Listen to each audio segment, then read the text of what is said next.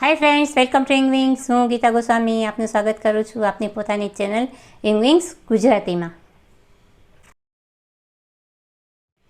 આજનો આપણો ટોપિક છે હોમોફોન્સ. હોમોફોન્સ એવા વર્ડ્સ હોય છે કે જેનું પ્રોનાઉન્સિએશન સેમ હોય છે પણ તેના મિનિંગ અલગ અલગ હોય છે અને તેના સ્પેલિંગ પણ અલગ અલગ હોય છે, અને આવા વર્ડ્સ હોય છે તે ખૂબ જ કન્ફ્યુઝ કરતા હોય છે. એટલા માટે આને નામ આપ્યું છે કન્ફ્યુઝિંગ વર્ડ્સ. અને આવા જ કન્ફ્યુઝિંગ વર્ડ્સ લઈને હું આખી સિરીઝ બનાવું છું. A to Z સુધીના દરેક કન્ફ્યુઝિંગ વર્ડ્સના હું વિડીયો બનાવું છું. તો જોતા રહેજો મારી સાથે આખી સિરીઝ અને શીખતા રહેજો કન્ફ્યુઝિંગ વર્ડ્સ. આજના આપણા પહેલા બે શબ્દો છે એક્સિડન્ટ અને ઇન્સિડન્ટ. ACCIDENT એક્સિડન્ટ એટલે કે અકસ્માત, દુર્ઘટના, અને INCIDENT ઇન્સિડન્ટ એટલે કે ઘટના, બનાવ. કોઈ પણ બનાવ બને, કોઈ પણ ઘટના બને તો તેને ઇન્સિડન્ટ કહેવામાં આવે છે. એક્સિડન્ટ હંમેશા દુઃખદ જ હોય છે, જ્યારે ઇન્સિડન્ટ હોય છે તે દુઃખદ પણ હોઈ શકે અને સુખદ પણ હોઈ શકે, ફની પણ હોઈ શકે છે. તો આ બે વચ્ચેનો ડિફરન્સ છે. દરેક એક્સિડન્ટ તે ઇન્સિડન્ટ હોઈ શકે છે પણ દરેક ઇન્સિડન્ટ તે એક્સિડન્ટ હોતો નથી.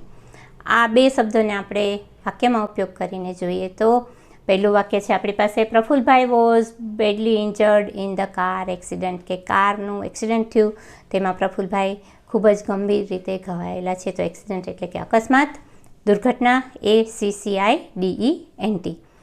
અને બીજું વાક્ય છે આપણી પાસે, my mother told me about A funny incident from her childhood, કે મારા મધર મને એમના ચાઇલ્ડહુડના ફની ઇન્સિડન્ટ એટલે કે બનાવ, ફની ઘટના વિશે મને વાત કરી રહ્યા હતા. તો અહીંયા ઇન્સિડન્ટ INCIDENT ઇન્સિડન્ટ એટલે કે ઘટના, બનાવ. આગળનો શબ્દ છે આપણી પાસે એબેટમેન્ટ. ABATEMENT એબેટમેન્ટ એટલે કે ઘટાડો, ડિક્રીઝ. કોઈ પણ વસ્તુમાં ઘટાડો થવો, ઘટાડો કરવો તો તેને કહેવાય છે એબેટમેન્ટ. ABATEMENT એટલે કે ઘટાડો. અને બીજો એબેટમેન્ટ છે આપણી પાસે ABETMENT. એનો મતલબ થાય છે ગુનામાં સહાય કરવી અથવા તો કોઈને દુષ્પ્રેરણા આપવી, કોઈ ગુનાહિત કૃત્ય કરવા માટે દુષ્પ્રેરણા આપવી, તો તે છે ABETMENT એબેટમેન્ટ.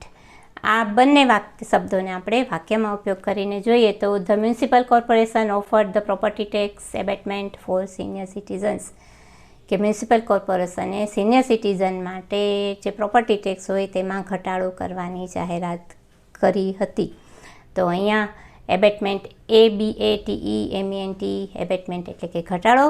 અને બીજું સેન્ટેન્સ છે આપણી પાસે, he was arrested for the abetment of criminal activity, કે ગુનાહિત પ્રવૃત્તિ કરવા માટે કોઈને દુષ્પ્રેરણા આપી તેના માટે તેની ધરપકડ કરવામાં આવી છે. તો અહીંયા દુષ્પ્રેરણા આપવી ગુનાહિત કૃત્ય કરવા માટે, તો ત્યાં છે ABETMENT એબેટમેન્ટ. આગળનો શબ્દ છે આપણી પાસે એકમ્પ્લીસ. ACCOMPLISH એકમ્પ્લીસ એટલે કે પરિપૂર્ણ, એચીવ.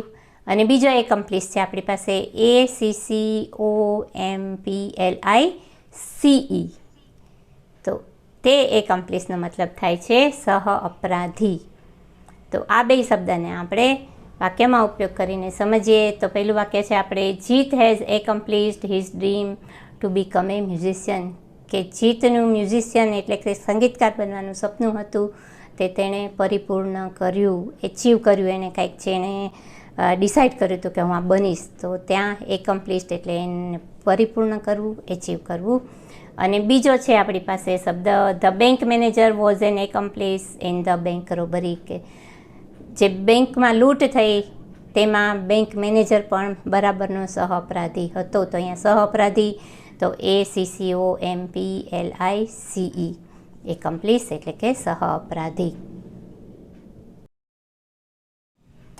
તો આ હતું આજનું આપણું લેસન. તમને કેવું લાગ્યું તે મને કોમેન્ટ કરીને જણાવજો. આના જેવા બીજા કોઈ વર્ડ્સ તમે શીખવા માગતા હોય, ઇંગ્લિશ ગ્રામર શીખવા માગતા હોય તો મને કોમેન્ટમાં જણાવજો. હું તેનો વિડીયો બનાવીને તમને શીખવાડવાની કોશિશ કરીશ. કોમેન્ટ કરજો, લાઈક કરજો, શેર કરજો અને સબસ્ક્રાઈબ તો કરવાના જ છો તમે, રાઈટ?